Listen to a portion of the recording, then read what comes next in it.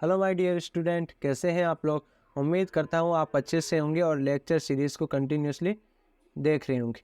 आज का हमारा डिस्कशन है कि निम्न पदों को परिभाषित कीजिए या निम्न पदों की परिभाषा दीजिए। जैसे खनिज है, अयस्क है और गेंग। तो याद रखिएगा, खनिज किसे कहेंगे? जो पदार्थ हैं जो पृथ्वी की भूपर्पट्टी पर प्राकृतिक रूप से मिलते हैं उनको हम खनिज कहते हैं। ठीक है ना।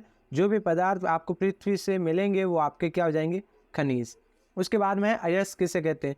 तो याद रखिएगा, जब अपन खनिज निकालते हैं तो उनमें कोई विशेष धातु काफ़ी ज़्यादा मात्रा में है, जिनको निकालोगे तो आपको थोड़ा सा लाभ मिलेगा, आर्थिक रूप से लाभ मिल सकता है। उन्हें हम कहते हैं कि ये अयस्क हैं। जैसे हम कहें कि भाई लेड का अयस्क हो गया गैलेना, यानी PbS, यानी कि आपका लेड सल्फाइड।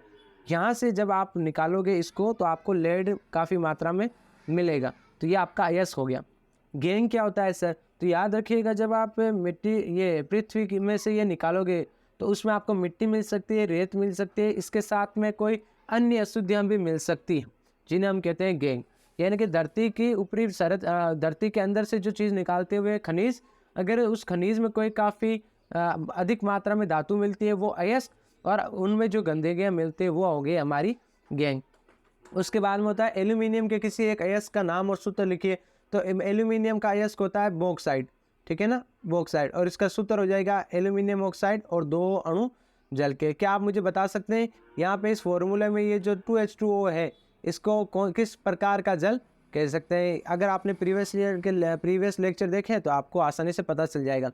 उसके साथ में हेमेटाइट जो अयस्क है इसका भी आपको फॉर्मूला पूछा है। जैसे ये हो गया फेरिक ऑक्साइड। कॉपर पायराइड का आपको पूछ लिया, जैसे CuFeS, तो ये आपके कॉपर पायराइड का फॉर्मूला हो गया।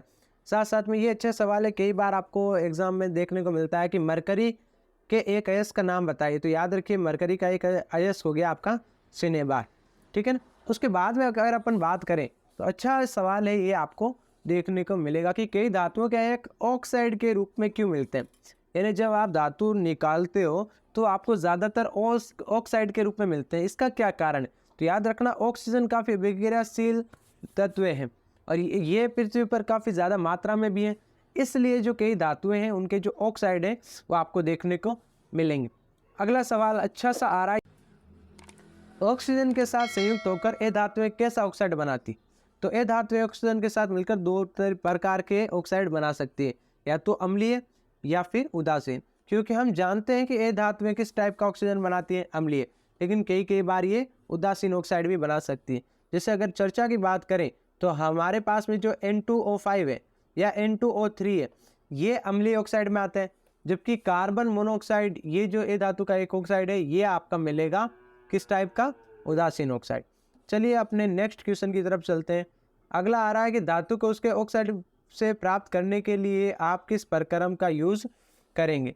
काफ़ी अच्छा सा सवाल है कि अगर धातु है वो ऑक्साइड के रूप में आपको मिलती है, क्यों मिलती है सर? क्योंकि ऑक्सीजन काफ़ी अधिक अभिक्रियाशील ए धातु है, ठीक है, तत्व है, और साथ साथ में ये प्रकृति में काफ़ी मात्रा में भी है, इसलिए ऑक्साइड के रूप में आपको मिलते हैं। तो सर इस ऑक्साइड को धातु से अलग करने के लिए किस रासायनिक प्रक्रम का उपयोग करोगे? तो याद रखना, हमें यहाँ पे चर्चा करनी है अपचयन प्रक्रम, क्योंकि अपचयन में क्या होता है, ऑक्सीजन निकल जाती है। ठीक है ना, तो वहाँ पर ऑक्सीजन निकालना ही तो है हमें, इसलिए हम अपचयन प्रक्रम का उपयोग करेंगे। उसके बाद में आता है, इस अपचयन के लिए किसका उपयोग करोगे? तो याद रखना, कार्बन या फिर सक्रिय धातु जैसे एल्यूमिनियम का आप प्रयोग कर सकते हो। उसके बाद में हमारे टेक्स्ट बुक्स के क्वेश्चन शुरू होते हैं, जैसे कौन सा विस्थापन अभिक्रिया प्रदर्शित करेगा, ये मैं आपको चैप्टर फर्स्ट में बता चुका हूँ। यहाँ पे सिल्वर नाइट्रेट और कॉपर धातु का विलयन जो है वो विस्थापित करेगा, क्योंकि कॉपर सिल्वर से अधिक अभिक्रियाशील है। अगर आप यहाँ से देखोगे तो सिल्वर कम अभिक्रियाशील है। भाई सिल्वर है वो इस आयरन को नहीं हटा पाएगा, क्योंकि आयरन अधिक अभिक्रियाशील है, इसलिए ये तो आपके नहीं कर पाएंगे। इसी तरीके से एल्यूमिनियम से अधिक अभिक्रियाशील कौन है?